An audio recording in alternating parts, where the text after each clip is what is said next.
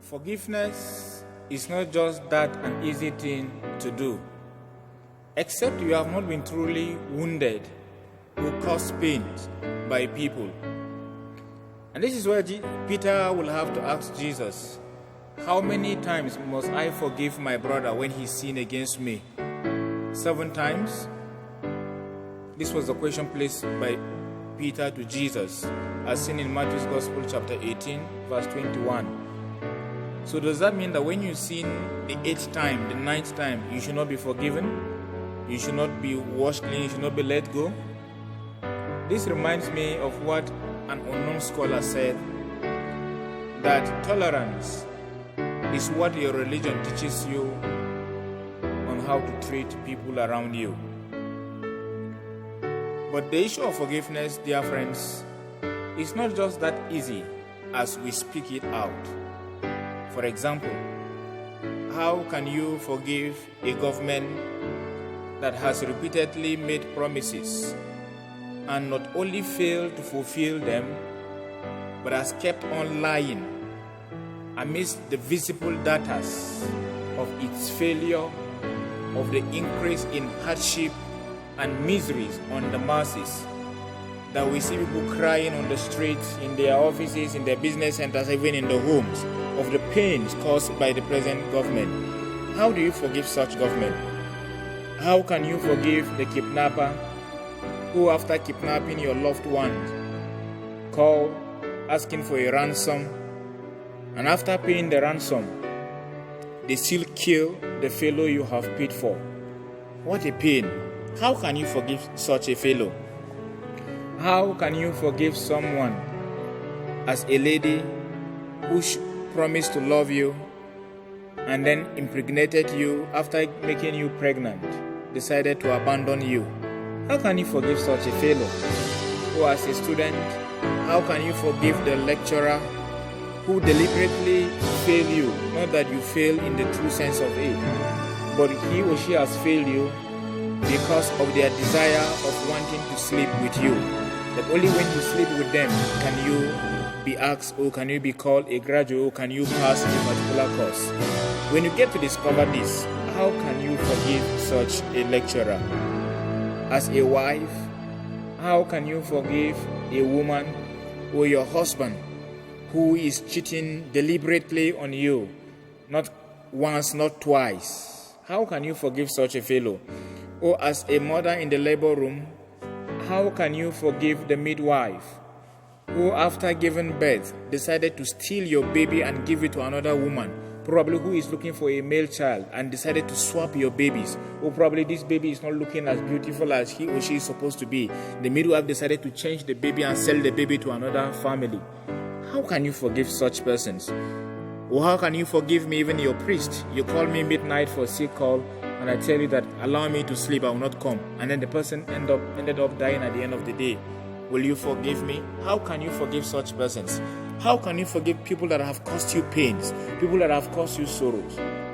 We all have our stories of the kind of pains we have been caused, or the kind of sorrows we have been caused by the evils and deliberate actions of men and women. Yet, Jesus is saying, not only 7 times, but that we should forgive 70 times 7. 70 times 7. By implication, theologically means that our forgiveness should be unlimited subscription for forgiveness. This is seen in Matthew's Gospel chapter 18, verse 22. This is the teaching of Jesus on forgiveness.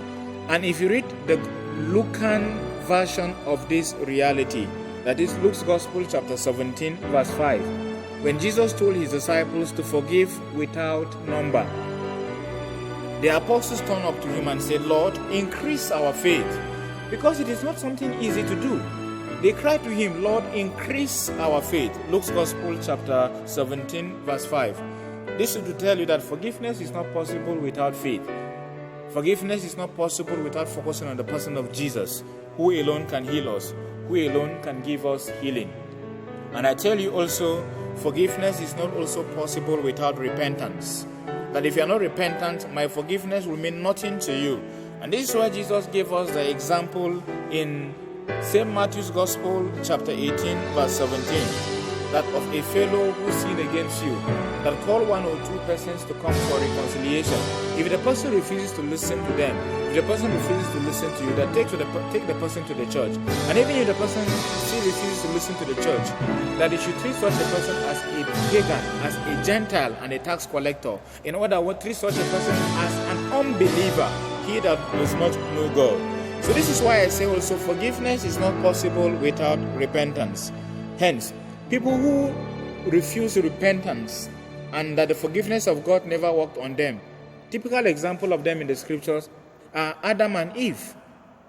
They ran away from the presence of God. Even when God came calling them in Genesis chapter 3 verse 9, where are you? They flee from his presence. They never wanted to be repentant. As a result, the abundance of the mercy of God couldn't work in them because they refused to be repentant.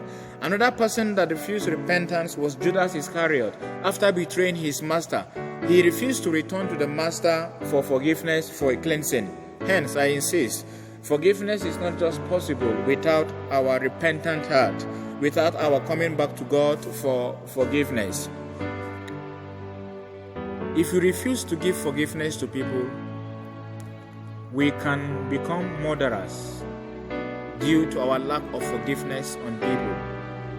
We can commit murder because we have refused to forgive people their errors, their sins to us. I share with you a typical story that reveals this reality, that you can commit murder by not forgiving people, by not giving people a listening ear when they wrong you. A story is told of a man who was hospitalized. He was under oxygen. Family and friends were coming to visit him. And this particular brother of his, he had grudges against his brother. They had issues before the brother was in the hospital. And he reluctantly came to the hospital to see his sick brother. And when he was there, he only came, not really he wanted to, but in order for people not to say things about him. And when he came and stood closer to the brother on the bed, on oxygen. And he never knew he matched the oxygen tube that the brother was breathing from. And the brother felt strange within himself because he could no longer breathe on the oxygen. And the brother requested for a paper and pen. And he wrote on the paper, "Please remove your leg from the oxygen tube, for I can't breathe." And he folded the paper and gave to the brother, thinking that what he was writing was asking for reconciliation. And reluctantly he collected the paper and then put the paper in his pocket. He stood on the pipe for some time. The brother was struggling to breathe, but he never knew that he was matching the pipe. And after some minutes, he left. Upon reaching the hospital door main entrance, he heard cry from the hospital, from his sisters and relations, that they have lost the brother. And there he came back, bringing out the paper from his pocket. He saw boldly written to him, "I can't breathe. Please remove your leg from the tube." It was already too late. This is what happens to us sometimes. Because we have problems with people, they call us, we don't want to pick their calls. They send us messages, we don't want to reply them. Because we have grudges against them, we don't want to listen to them. When we do that, we can become murderers. When we refuse to forgive people, they are saying to us, "I can't breathe. Forgive me that I should be able to breathe spiritual oxygen, spiritual air that will make me have better relationship with people around us." Jesus has forgiven us.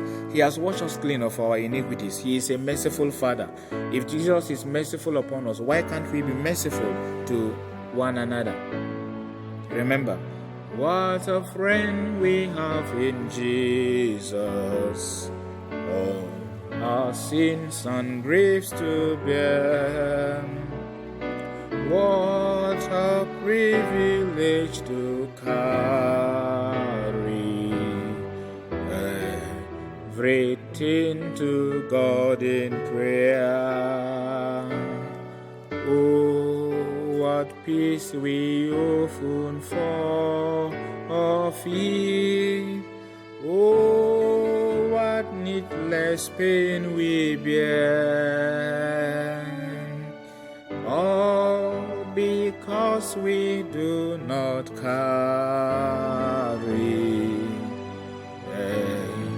everything to God in prayer.